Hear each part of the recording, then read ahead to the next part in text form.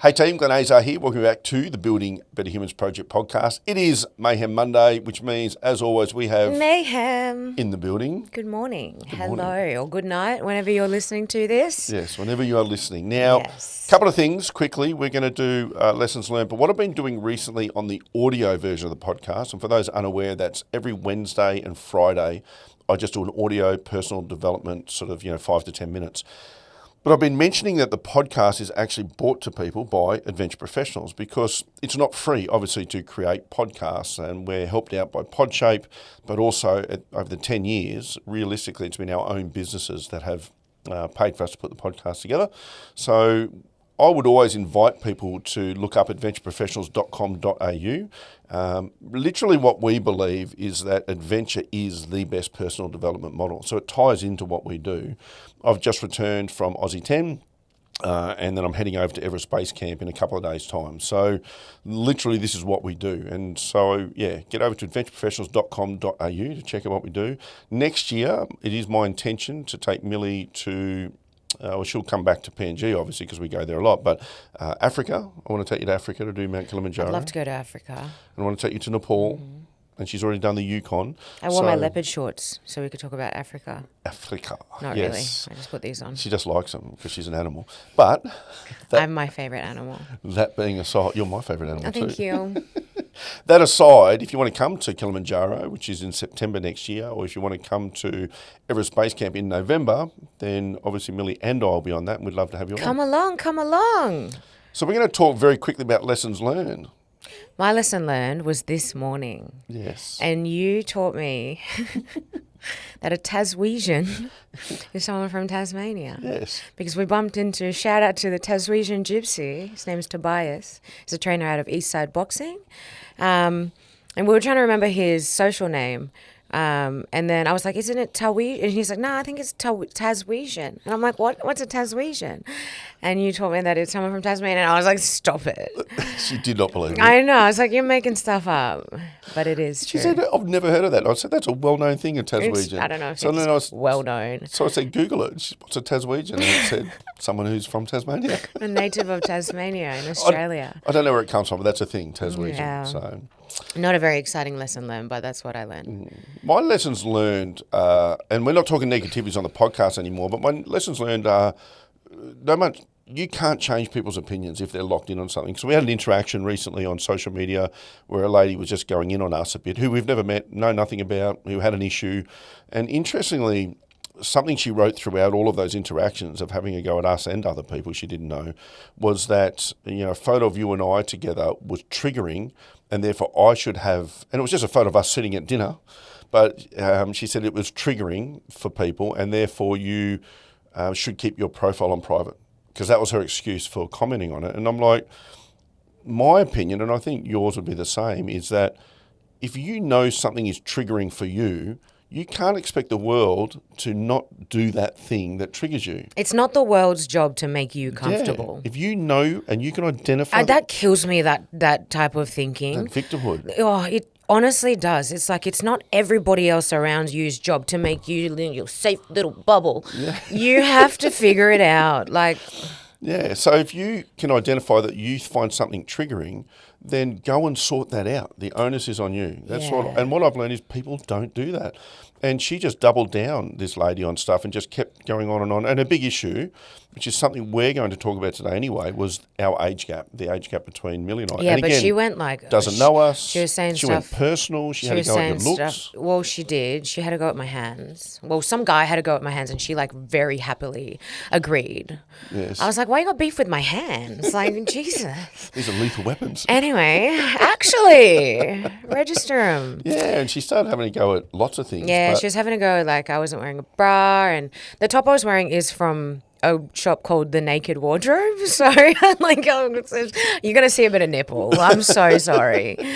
We're not. But we're at a really nice 5-star restaurant before going to an Ace Boxing event a while back. The caption that was written was just about being present enough to love the people that love you in life. That's what I wrote. Because I had a couple of mates message me and said, how could anyone have a problem when you read that caption and you see that photo where you genuinely look happy? But she went as far as to call me a gold digger. And I hate that perception that an older guy and a younger woman equals money or after money. I've always made my own money. I'm still looking for the gold. And so am I, babe. Like, I still got to go to work every day and stuff. Because then some guy wrote gold digger, LOL, and I just wrote back and said, I'm not, but if she's going to give me the gold, I'll take it. Yeah, but she was saying, oh, buy her a bra. That was pretty funny. Yeah. Buy her a bra in her next allowance. In her next allowance. Oh, my God. And then a friend of mine, shout out to Jen Hetherington, who's done Aussie 10, Kokoda and stuff, and she's a paramedic up on the sunny coast.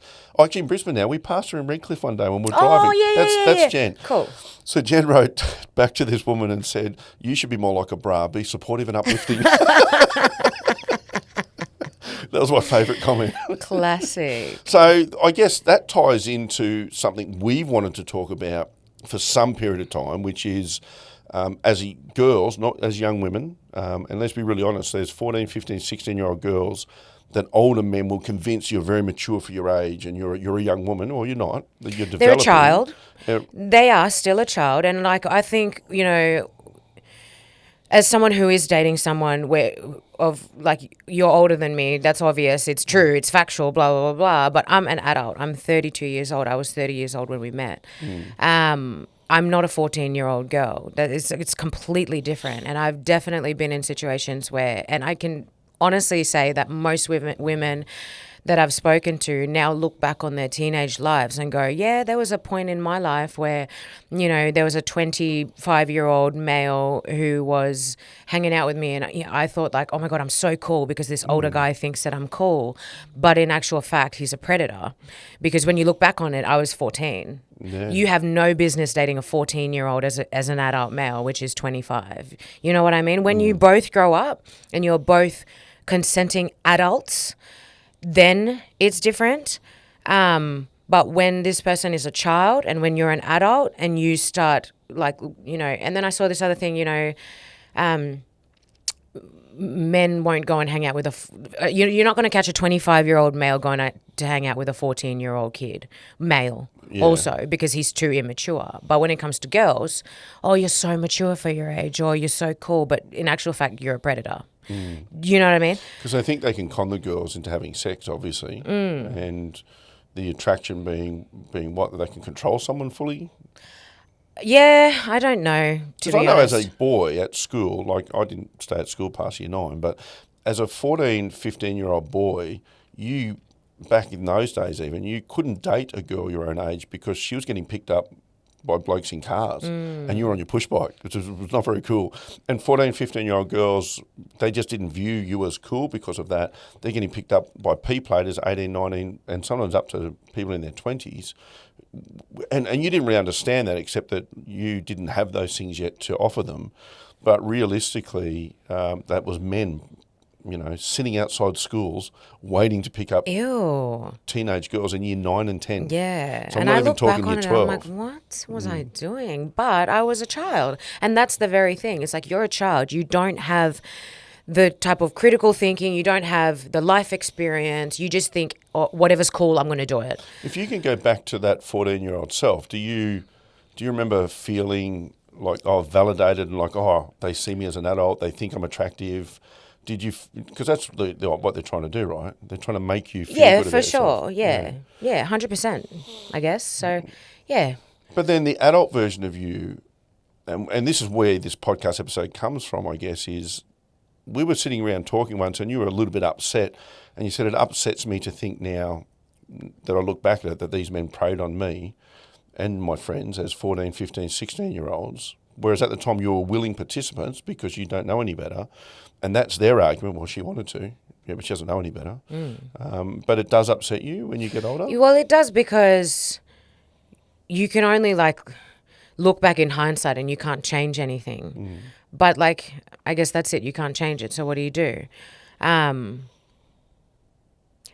I don't know. It's just kind of like you feel, I don't know what the word is. Gross. Kind of, yeah. Like we now look at Sammy, he turns 13 soon. That's his next birthday. So he's coming to that age where if that was a girl, we'd be going, oh, because a 13, 14-year-old boy doesn't have a 25-year-old woman chasing after him, No. typically. It does happen, but it's rare. Very. Yeah, and I've read a few cases where like a school teacher or something, but that's very rare. But in this case, if he was a 13 or 14-year-old girl, based off your life experiences, you're now watching that. And then this is where parents have disconnect because we know what we know. And so when a 20-year-old boy turns up or older and we go, no, and then your daughter says, oh, you're overreacting, we're just friends, or he just likes me, or just sees this in me, but we know what's actually happening. But the other thing about it is that those men knew what was happening too, because they wouldn't pick you up at your house. They didn't want to meet your dad. Do you know what I mean? Yeah. They'd meet you at the bloody meet me 2 Cairns blocks Central, down, let's not tell anyone. Yeah. So it's like you knew full well what you were doing. You knew that it was wrong. You know that you're a predator. And some of them did it to more than one girl, obviously. There's people that were on the fringe of your... It's kind of pathetic, really. It's like... It's it's very pathetic. It is, but it's just like you're... Anyway. But there's people that did it more than once, and this is what I wonder. Do they ever sit back and fear that it's going to come back and bite them? Because I just read a case, interestingly, in the Courier Mail in Brisbane here, where a lady who was dating her school teacher started when she was a child, basically in high school, and then he started showering all this attention on her. She was some sort of athlete, like a swimmer or something, and he would always give her extra attention, and then very quickly it turned to sexual advances. They ended up getting married and having children. And then when they've separated, like after 10 years, she's kind of really unpacked a lot of what that put her through and talked about it. And she started programs to try and help girls in school identify what is happening, because he ostracised her away from family and friends. He showered attention on her. It was a good-looking young man, so he was popular with teenage girls, which obviously is his justification. But then what I read was the comments and all the men getting on there going, oh, she's just salty now that they've had a divorce. She's just unhappy.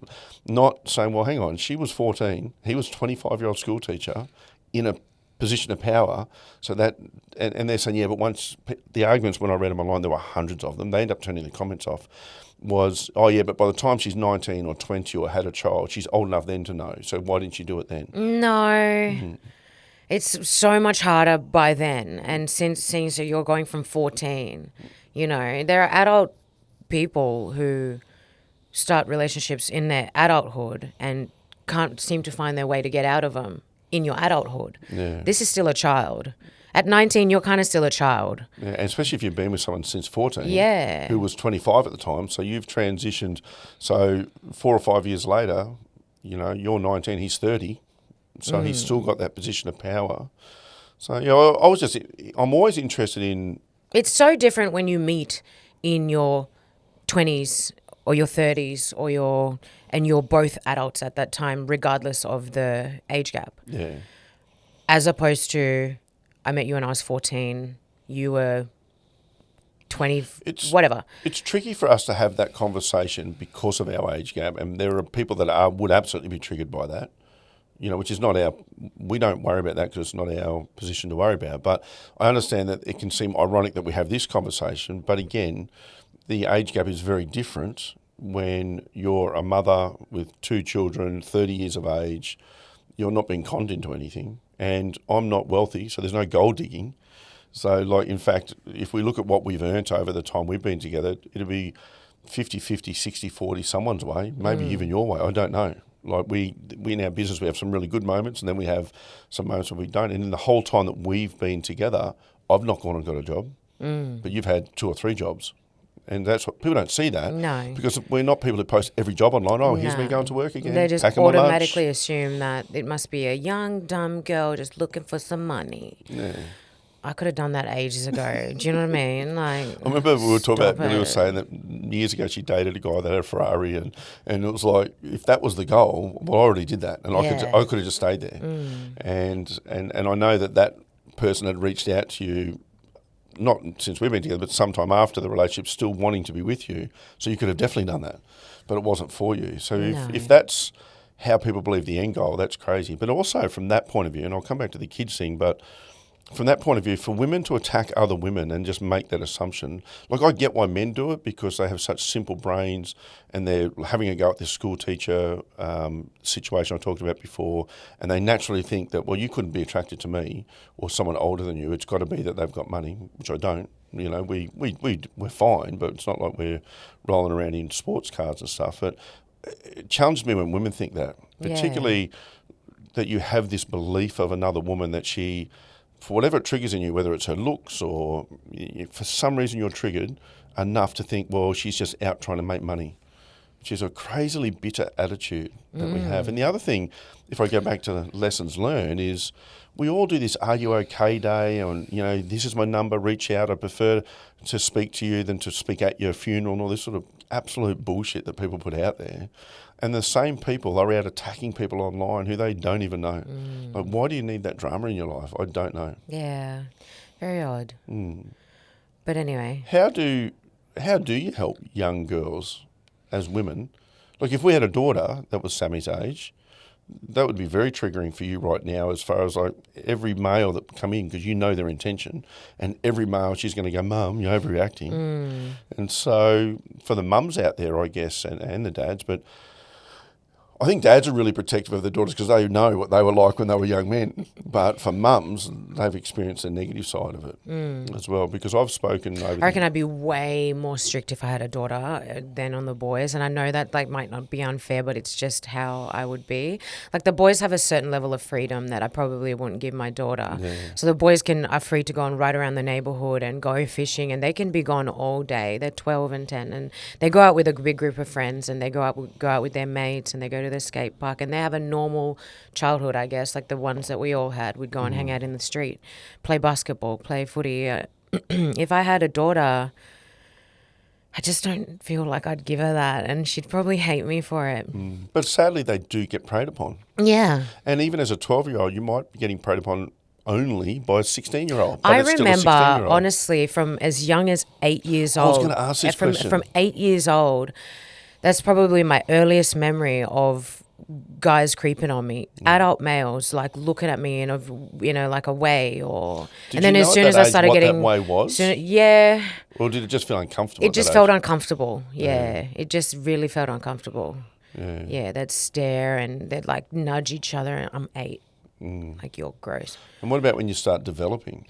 Well, then they you'll see them glance at your boobs and things like that. And it's like... And how old are you now? 10, 11, 12? Yeah, about 12. Yeah.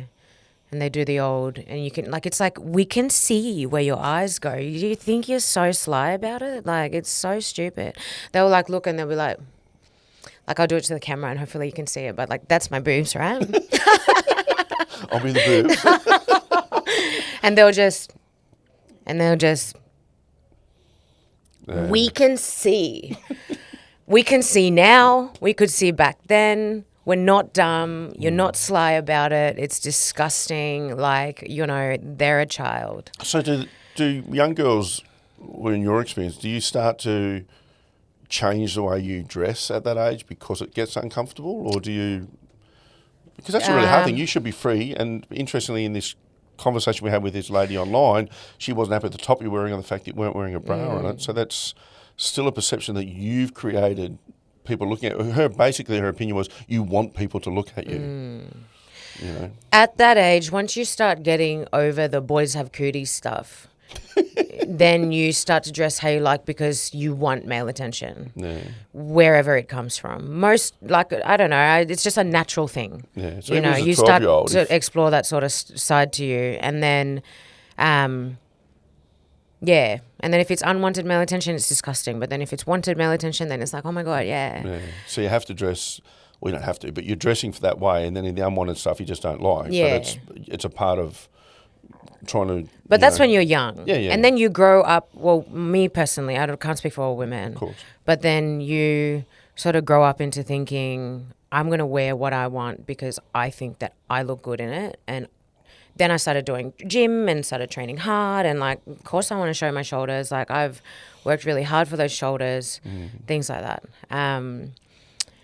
And then you grow into an age, well, me, where, like, you sometimes you go out looking like this, sometimes you go out in your pajamas, sometimes like I don't really, it doesn't really bother me who is looking or who is But not you dress looking. for how you feel at that exactly, time. yeah. So, but as a teenage girl, when you're trying to get attention from whoever you want to get attention from, it's different. Yeah. Yeah. So what about people who would say now you're 32 and you're fit, obviously, when I think you earn the right to look how you look. You know, none of us, like there's some genetics, obviously, to people, but also you can work hard. There'll be still people that have the opinion that you dress like, even in sports gear like that, because you want attention. There'll be women that think that. Yeah, I'm aware of that. Isn't that crazy? It's wild. Yeah. Is that on them or you? It's on them, obviously. Yeah. Yeah. You can't assume I dress how I dress for what, like, it's not. Yeah. Because then if you say, well, I don't want unwanted male attention or people looking at me, then they'll go, well, then don't dress like that. But that's like that attitude that women get raped because of, in the old 90s and that, the police go, well, what were you wearing? Yeah. It's irrelevant. That's irrelevant. It's irrelevant what I was wearing. Yeah. He didn't have the right to sexually assault me. Let's just assume that. So Yeah. it's not a far line between those two.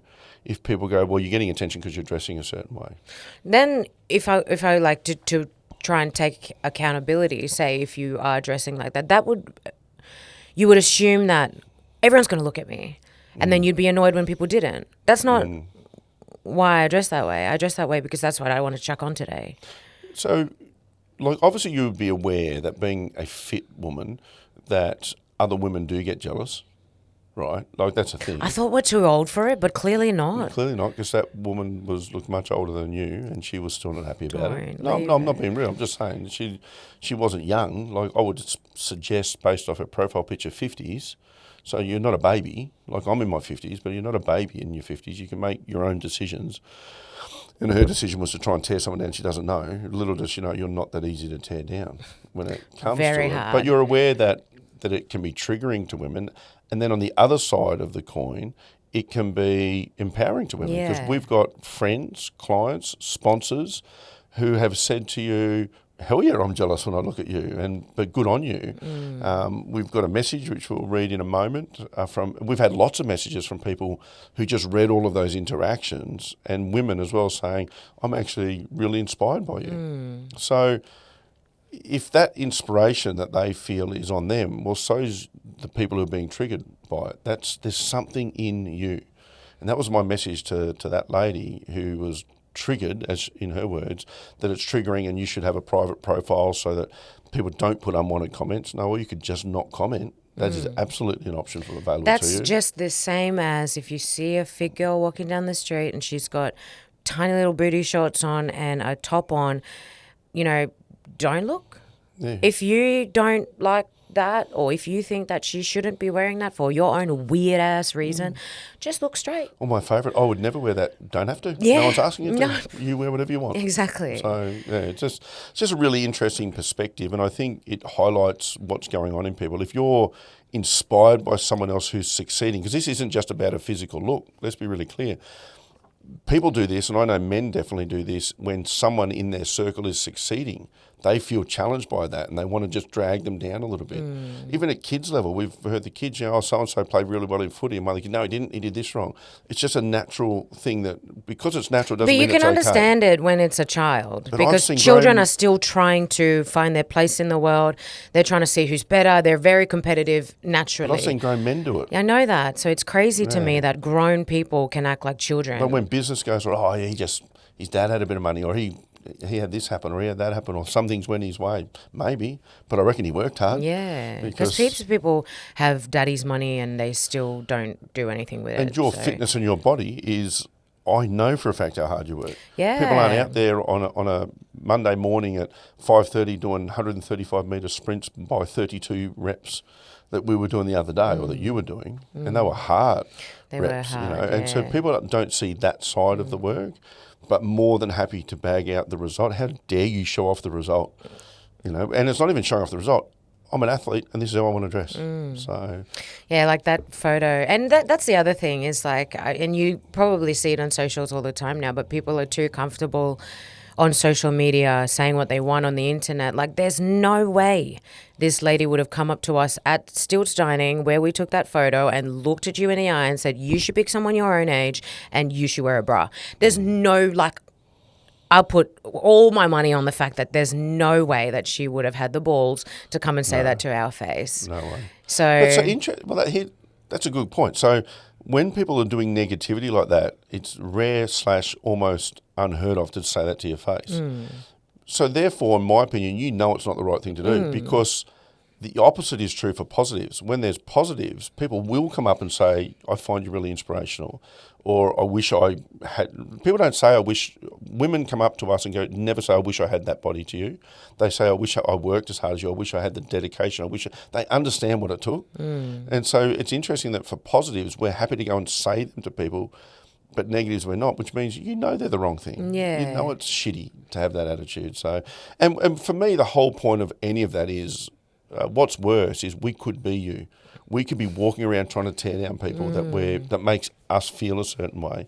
And for people listening to this show, you're into personal development. My advice would be that if you are triggered by something, and we all are, work on it. It's your job to work on it. It's not anyone else's job to work. The world doesn't mould around you.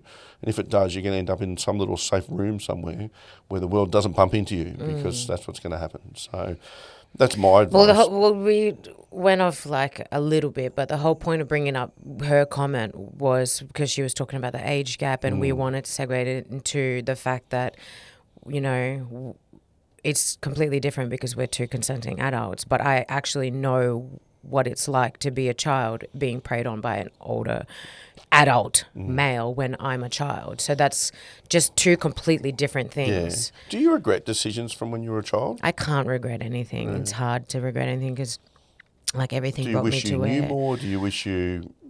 There's never a time where you go, I really wish I hadn't have done that with that person. Or do you just let that go? There's a few guys like, I wish what was I thinking?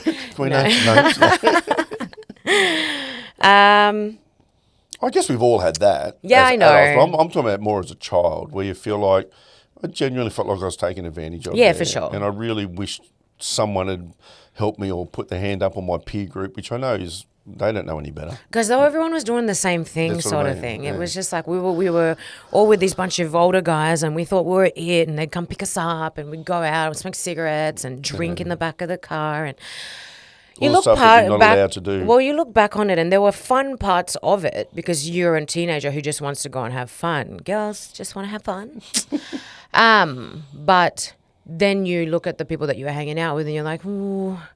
So here's a question. Would the 30-year-old version of you hang out with that same guy that the 14-year-old was hanging out with?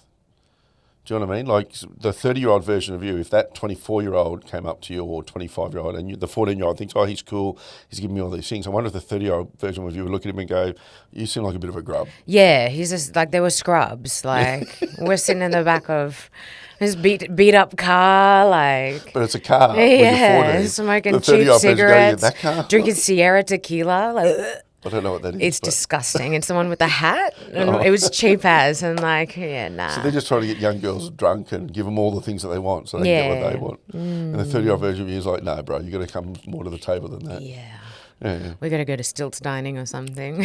It's interesting in life. I'll come back to Stilts Dining in a minute, but it's interesting in life that they say that we learn all the lessons after we need them. So you get the experience first and then you learn the lesson. And for some people, they never apply the lesson, I guess. And so you get smarter as you get older. And obviously you had children quite young. That matures you pretty quickly, whether you like it or not.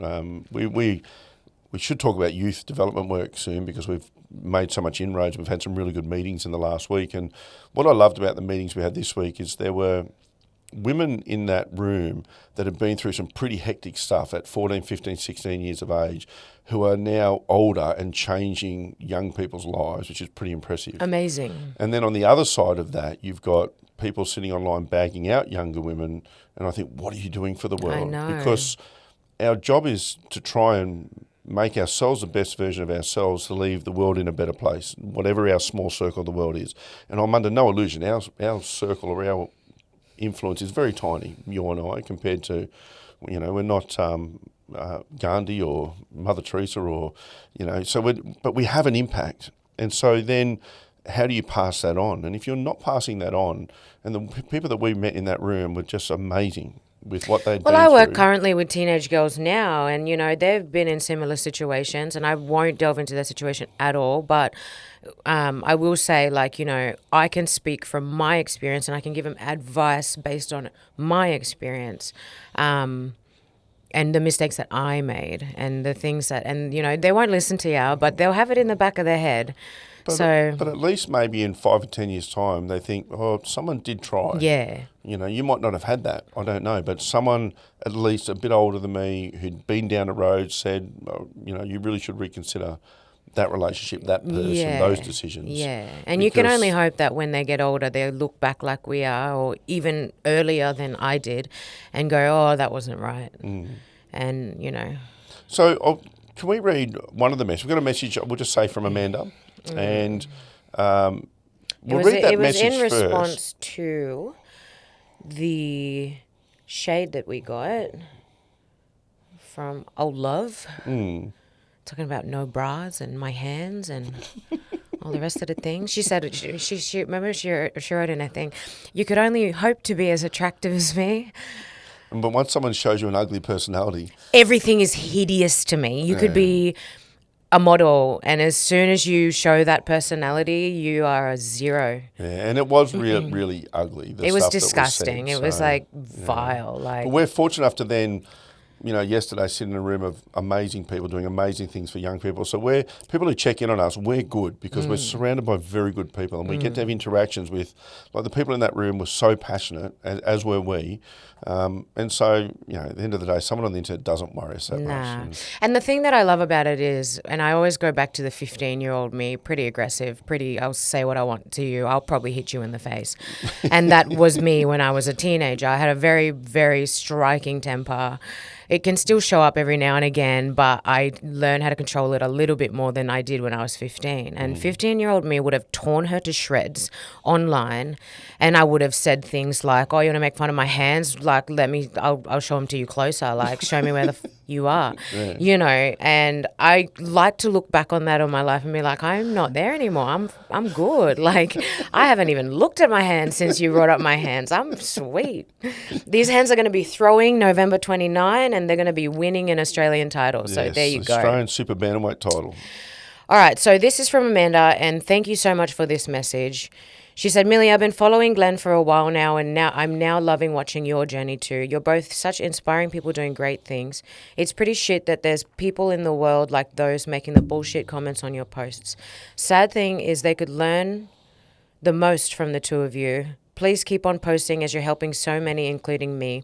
I'm a 48-year-old mother and needs to focus on resilience, exercise, and well-being. Your posts motivate me to do that, so thank you for being you and sharing who you are. And I did reply because I do, and if I have missed you in my message requests, I try not to. I do try and check those as well, because I like to reply to the positive ones as much as we do, or if not more than we do to the negative ones, because I want to give my attention to those things rather than always replying to negative stuff. So that was her message, and it was really... And what did you write back? Did you want to... refreshing. You don't want to read that? No, I can read. I just said, hi, Amanda, thank you so much for this message. I can't tell you how much it means to me to read this. Thank you for taking the time to send this beautiful, positive message. We need more people in this world who spread positivity and love. Yeah, and that's probably a good thing to highlight this whole podcast around, is whether we're talking about what happens to young girls, we just need to be a safe space and a reflect positivity and love for them. And then for when we get older in life, unfortunately, this woman who commented, that's your responsibility. But we've got a lot of good people, and so I reckon I'm going to put an NGL link when we post this or get clips of this episode, and people girls can anonymously, women can anonymously give their stories of their experience when they were a younger.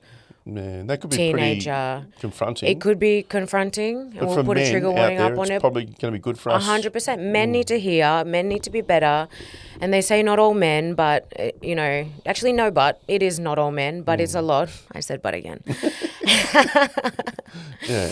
They say not all men are predators, but I can't remember the exact quote, but... Not all men, but it's always a man. Yeah, man. but all the girls that are being preyed upon are preyed upon by men, typically. So, yeah. I mean, it's whether we like that conversation as men or not, we have to face that conversation. 100%. Because through Bro Camp, we want young men to be better. Through ALA Warriors, we want young girls to be stronger. Yeah. And so we're relaunching those programs. So please, we get a lot of people asking about our youth programs. They're coming back out in January. Yes, We've got some private ones coming up.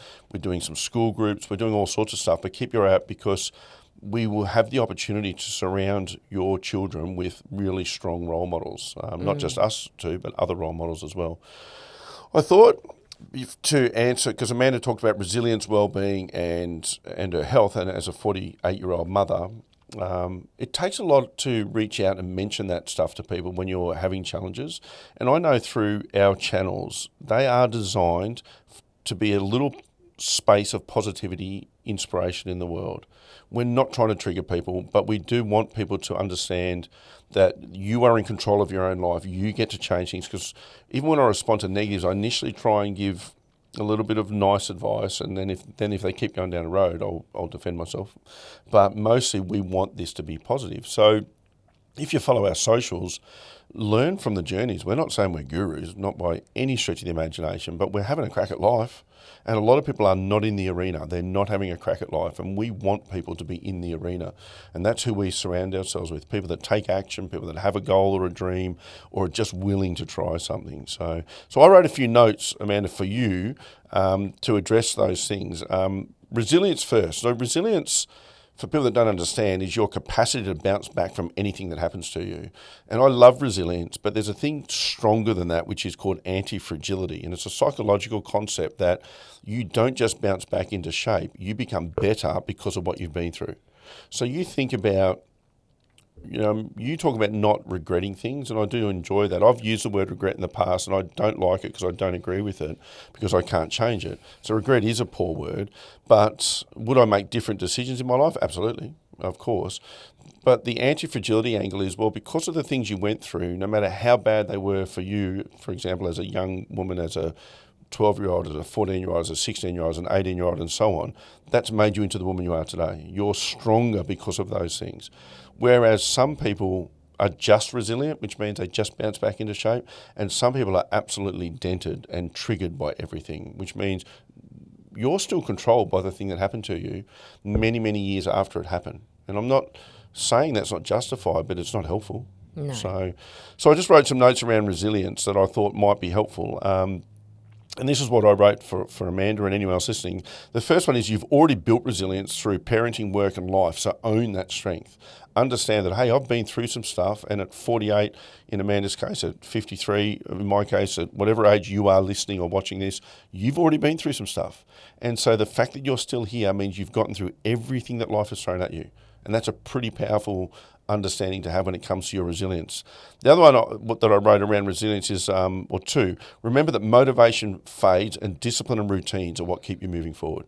So when you get stuck, build routines, build discipline. I know Mili's happy place is the gym, but it's also her therapy place when she doesn't feel good. If we've ever had a fight, you'll often just go to the gym. Like that's her answer to a lot of things, because she can, this is me talking for you, but you can let energy out, you can let frustration out, good and bad energy and so on. So that's a discipline, that's a routine.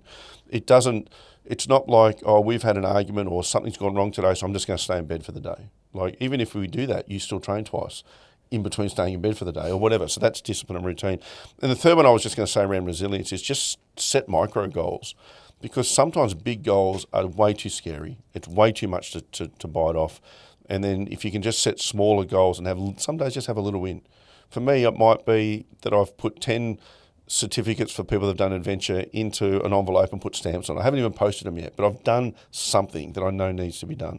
And it's a 15-minute job, but it can sometimes take me 2 weeks to do it, or months.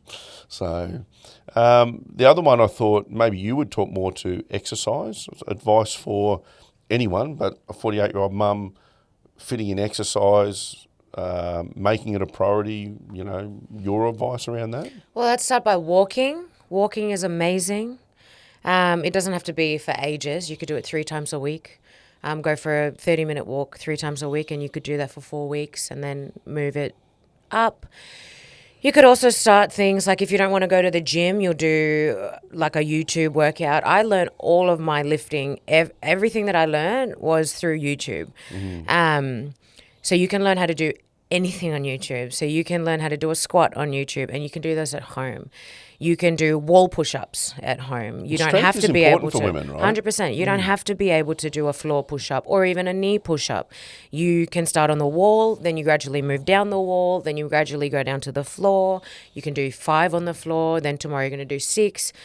Just every week try and bump it up a little bit.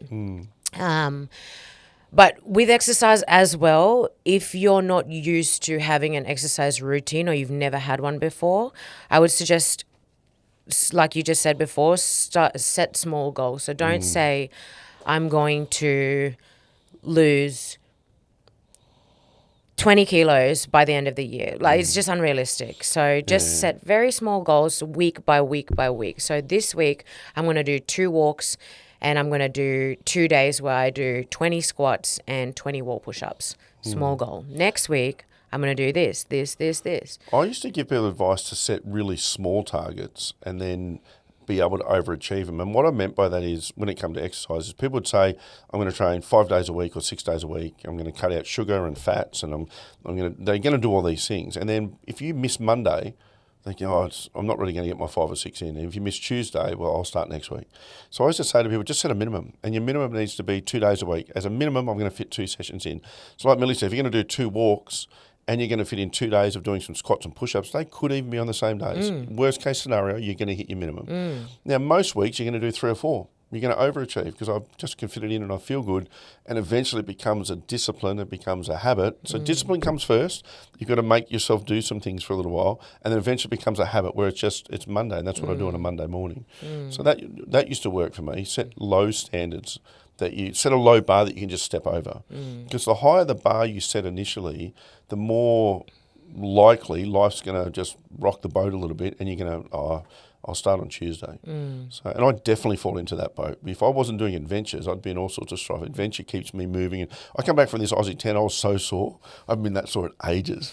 But the snow was really thick and heavy, and and that just says to me, all right, you need to train more when we get back. And so I've made that commitment when I get back from EBC. So the last one I thought for well-being, and I just wrote some notes around some of these things I'm not good at. Mili's very good at. Sleep, nutrition, hydration. I've never met anyone that hydrates the way you do. Your nutrition, like you're constantly drinking water. Your nutrition, one, you're a good cook, which helps, obviously, and you know exactly what goes into your food. And I know that that's a challenge for a lot of people, for a lot of us. So, but find some small wins. And sleep. I'm really poor at sleep. Mili loves bed more than she loves me or anything else. But bed doesn't talk back. Doesn't give me attitude.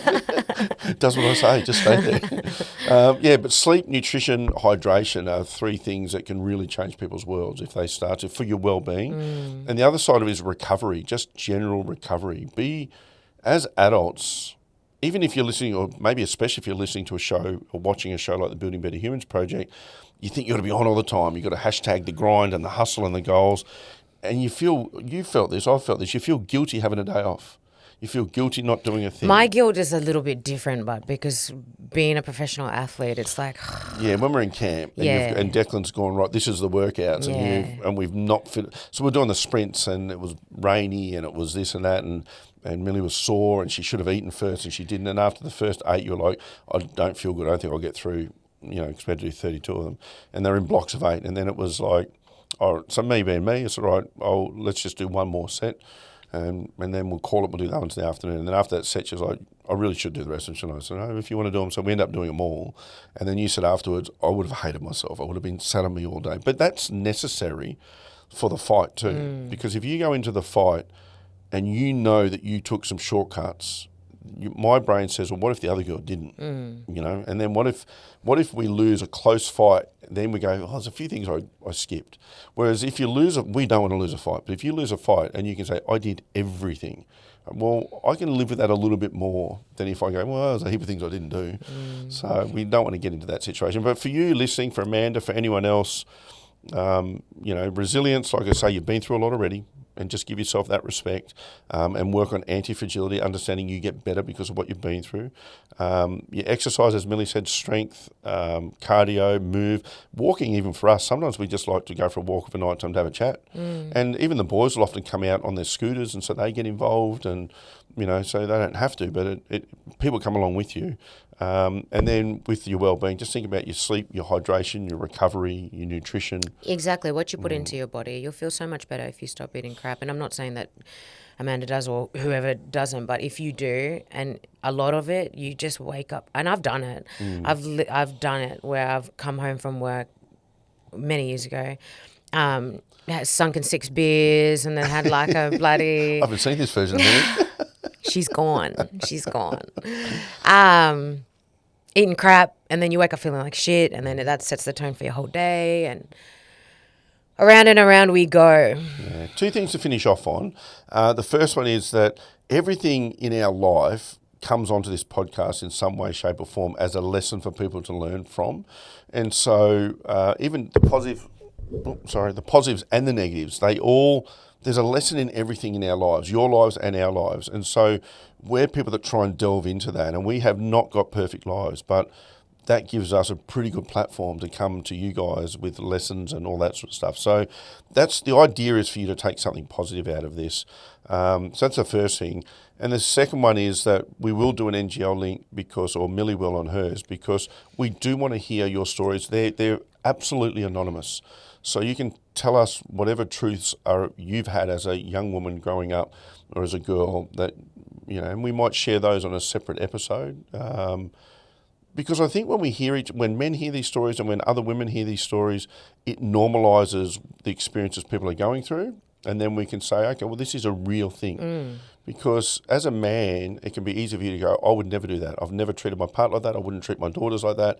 But that then makes the assumption, well, no man would. Well, they do. They do. And so and the fact that, honestly, most girls and most women that I know have had the same experience shows that it's more common than we think. And, when you read in the comments, like, other men defending other men's actions, it's just like, shut up. Like, these things do happen, and it's not our fault because we were a child. And if you don't think it happens, go and watch and read some of Grace Tame's stuff. Or maybe you did it. That's why you're defending people. Yeah. Do you know? That always makes me worry when I see judges give really low sentences to pedophiles. I know, so I think, it's gross. And this is just a general comment, so I don't want the legal system to come after me. I'll let it in front of a judge one day. We'll get a letter. But, I just think, are you that way inclined, and is that why you've given such a light sentence? Because surely if that was your child that happened to, you'd want a pretty harsh sentence on someone. Maybe harsher than what the legal system allows you to give. So to give them a light sentence, I just don't understand. Yeah. So these are heavy topics, but they're life topics, and they're things that we want to talk about. So anyway, keep an eye out for that NGL link. I just want to say, on a personal level, thank you for the support that we do get on the show. We get tons of it, and we do appreciate heaps, yeah. I've had heaps of messages since we started Mayhem Mondays of people saying they're really enjoying it and they get stuff out of it, and so thank you. People that I should have taken note of these, but I've had people that message me, people I actually know, and then people that just follow the show, who said, I've followed this for years, because we're 10 years next year, this podcast. They said, I've followed this for years, and now that Mayhem Mondays is my favourite part of the show. And I don't know how I feel about that. 10 years of my work, but I agree. I enjoy these as well. So I want to thank you. And just as a finish off, to remind you, we would love to take you on an adventure. I really would love to take you on an adventure, and even look at our youth camps. And I want to get back into personal development camps. We've met some good people. We've got some great clients who have become friends who came on personal development camps for their businesses, for themselves personally. So adventureprofessionals.com.au, the buildingbetterhumansproject.com.au. Just reach out and connect with us, because next year we're ramping all of that stuff up astronomically. Yes, we are. Let's go. Yay.